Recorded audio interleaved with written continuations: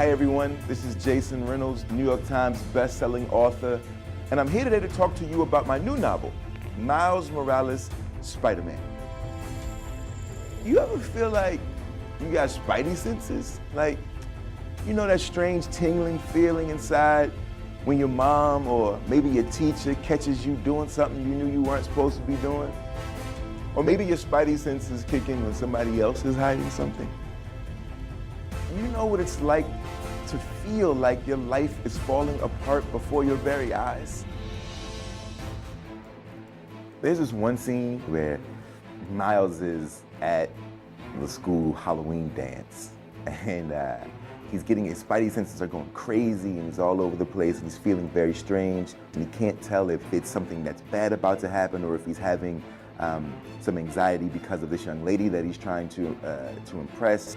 And then he discovers that there's a tunnel under the school, and he goes into the tunnel and he runs all the way to the end of the tunnel, and when he comes out of the tunnel, there's something there that I can't tell you about.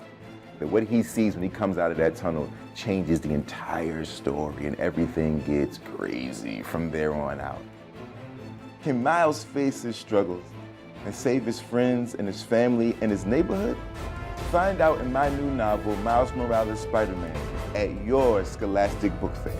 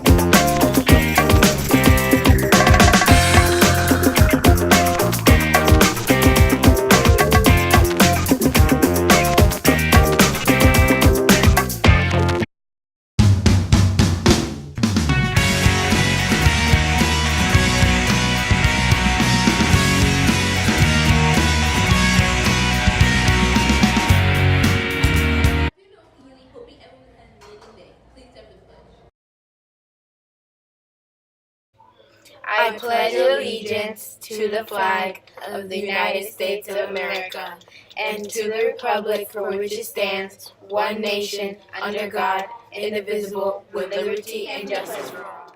Please step to the pledge. The book fair is in full swing. Doors open at 8:30 and closes at 4:30. Last day is Monday. The show of the year OPU's Got Talent is from 6 to 9 in the cafeteria. Get your tickets for $3 during lunch. All proceeds go to our Special Olympics Day. The Mini Center Snack Bar is officially open. Coffee for staff all day. Baked goods and juices on sale for everyone. Our girls soccer team is at home today, taking on Lantana. Good luck, girls. It is Spring Picture Day. If you have your prepaid envelope, come to the Media Center during social studies. Have a good afternoon, everyone. All right, we have one more public service announcement. This bike was left at a basketball game like a week or so ago. So if it's yours, please come claim it. It is in the workroom of the media center. Good afternoon, Okeechobee. Hoping everyone has an amazing day. Please never fudge. The book fair is in full swing. Doors open daily. Okay. The media center snack bar is officially open. Coffee is for staff all day. Baked goods and juices on sale for everyone. Are you okay? I ended up homeless. I ended up out on the street with no money and nothing to my name. My intention was just to make enough money to be able to take care of my mother. That's all I wanted to do. That was my goal. I had written my first play. It was called I Know I've Been Changed. I put the show up, working, used car, bill collector, H&R Block tax return that wasn't quite right, but I got my money out of it. I thought 1,200 people would show up that weekend, but only 30 showed up. My car payment, rent, everything was tied up in it. But I knew that that is what I was supposed to be doing. I knew that I was on a good foundation. When I was growing up, my father was a carpenter. He would take me to work with him. And in the summertime, it was really hot, and I'd be out there with him, and he'd be building these houses. And the part that I hated most about this was when we had to put in the foundation. It was painstaking, digging these holes. Then you had to tie the steel, and after all that work was done, you just poured concrete over it. And here's the thing, nobody ever saw it. All that work was done, and nobody ever saw it. No one ever cared about the foundation. The only time you hear someone talk about the foundation is when a house is falling apart. But when the foundation is done right, nobody mentions it. And when it's done right, it can carry the weight of anything that it was designed to hold. What you were building had to be strong enough to support the weight of whatever you could dream.